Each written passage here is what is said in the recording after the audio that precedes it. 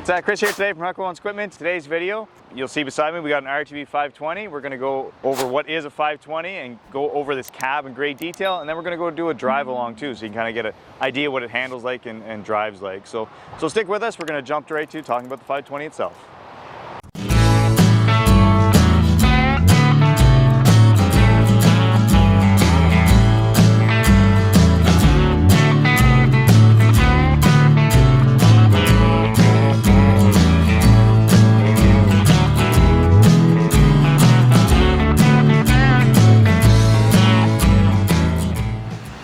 So when we're talking about the RTV520, it is the only one in Kubota's lineup that is a smaller gas-powered one. Completely separate platform than whenever you're comparing to the diesels or the 850 Sidekick, which is built on the same platform, just depending whether it's gas or diesel. This one is a smaller one. The comparison we hear quite a bit is it's like a heavy-duty golf cart. And the price tag does reflect that. You know, it's not as steep as what you're going to see on the other full-size ones. It's in a category of its own. It's for everyday use. It's not really for the trail rides. It doesn't have that top speed. You know, you're normally going to see them top speed out at about 35 kilometers an hour. They've been on the market for about two and a half years, and since then they've been extremely difficult to get. You know, before this was the RTV500, which was an okay seller. Once they updated everything there, it's been virtually impossible to see these sitting around. They've been all sold, and you're going to wait for them, as was whenever they originally came out, and it's still that way now. After that, you can get them in a couple different colors. You can get them in camo or orange, and then they come in two different styles. You can get the basic package or the deluxe package. This is the basic package. The biggest two key differences are no grille guard out front, which comes standard, and then the other one has shiny aluminum rims. That's the two key differences between your deluxe and your regular basic package. After that, you can get a wealth of different options available for it. You know, most people do get a winch and a roof and a windshield. So you can get that electric bed lift, assortment of work lights, pretty much anything you can kind of think of is available for it. As you can see with this one in particular, it has that hard cab on it. There is either a hard or soft cab available. Yeah, so let's go into depth about what this cab is. This is the hard side of cab that on a windy day just won't want to stay open. Some of the things you should know about the cab is it's very similar to what you're going to see on an RTV-XG850, the Sidekick. Again, this is a cab that's been designed by Curtis Cabs for Kubota and sold by Kubota. So all the parts and necessary equipment are sold through your local dealership. After that, some of the differences you're going to see is it has a sliding window instead of a roll-up. What you're going to see is it's not very deep of a door.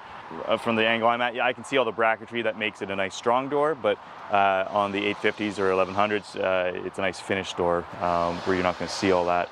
After that, it's got the nice grab handle and a door opener that's pretty basic, but we'll get the job done with a shock at the top. After that, you're going to have a few different choices of windshields depending on what you want to see. This one does pop open like we've seen in some of the other parts of the video.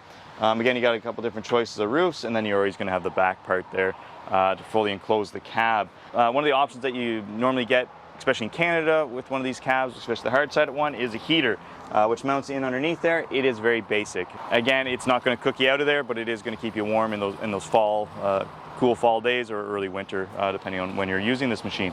One thing to know about any add-on cab, and this cab is no different, is it's not sealed. Again, it's going to keep you warm and dry, but at the end of the day, I can still get a couple fingers in there, you know, in around the joint areas where either roof meets a door or door meets the windshield. There's always a little bit of openings there where you could either get rain in or a little bit of snow, depending on the time of year. But overall, it is a nice cab, and it has some nice finishings to it with a nice look. So as with anything these days, it is relatively expensive for what it is, but that just goes with the unit itself. So after that, now we're just going to jump to doing a little bit of a test drive so you get an idea of how this machine handles and drives. So stick with us.